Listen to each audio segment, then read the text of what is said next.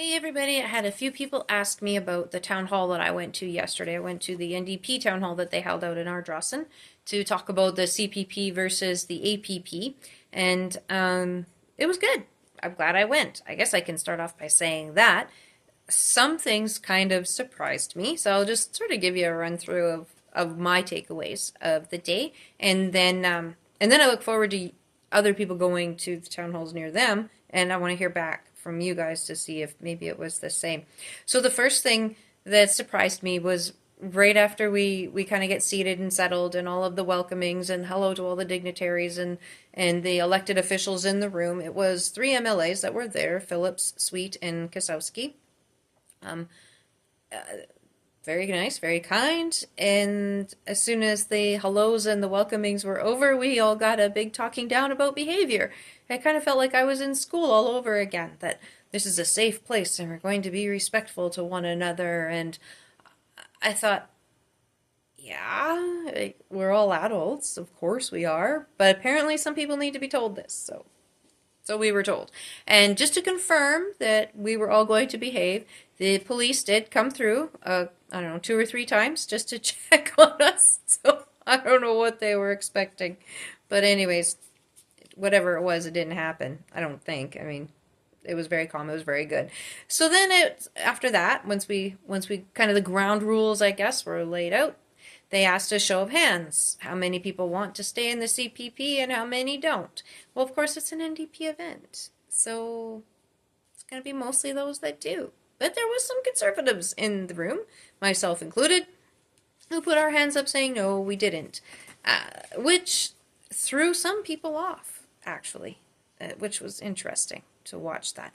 I spent most of the time there just really people watching. I'm always fascinated. I'm terrible for that. You can't take me in public because of that. But just how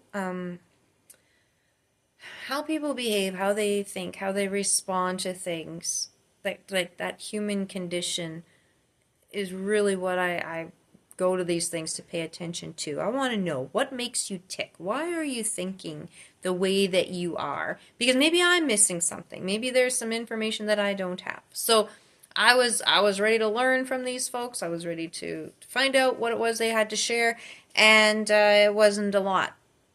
It's pretty disappointing. It was very low on information, very high on emotion and opinion. Lots of emotion, lots of opinion, not a lot of information. And that was pretty disappointing to me, considering this was supposed to be a town hall. And historically, you go to town halls to get information and to be heard and to have your questions answered. And there was just a lot of UCP bashing. That is really right out the gate. These three MLAs, they set the tone. And it was a lot of UCP bashing, a lot of conservative bashing on top of that. And it was pretty sad. It was quite combative, actually, in that regard. It was quite combative. So I don't know if maybe they just always are like that. Anyways, I'm not sure. And if the intention was to try and make those of us who are conservatives in the room uncomfortable, it didn't work. And I don't know. Or maybe that wasn't it. I don't know. But it was very sad. It was very sad to see that there was no openness, there was no willingness to really listen to anybody else's side other than theirs. So how they set it up was they had a couple people walking around with the mics, and 4 or 5 people would get up and share. Usually their emotions about how afraid they were, and don't you touch my CPP, and the UCP is going to take my money and do with it whatever they want. Like it was outrageous. And then they would go to the next, and then the panel at the front would comment or whatever on what people said. And there was no questions. There was no questions, and there were no new information shared. Like, I really expected the NDP to say, well, the conservatives say ABC about having an Alberta pension plan, but we say that's not right because of XYZ. There was none of that. There was none of that. In fact, one guy who was an NDP supporter, obviously that was the bulk of the room, got up. He was the only one to actually have a question, And his question was, he didn't understand how the CPP, the amount that's in the CPP now, he didn't understand why or how so much of it came to be ours, as in Albertans, like our contributions to that pie. And I thought, the answer is out there. You just don't want to go look for it, or you don't want to go find it. That was the only question that was asked on that side. Then there were four of us, I think, four conservatives, that got up to ask questions, and they weren't answered either. And we shared facts, and those facts were just sort of tossed under the rug. The one that I shared was I got up and everybody knew kind of what side I was on. I didn't declare it into the mic. I just simply said, when this came up again, as it does in Alberta about, every decade or so, that we talk about doing this or doing that as Albertans and not part of Canada. That was brought up too, about our place in Canada and what this is going to do to that. Anyway, I brought up, I decided to go do some research on my own. Who is managing our CPP? What's going on? What kind of a job are they doing?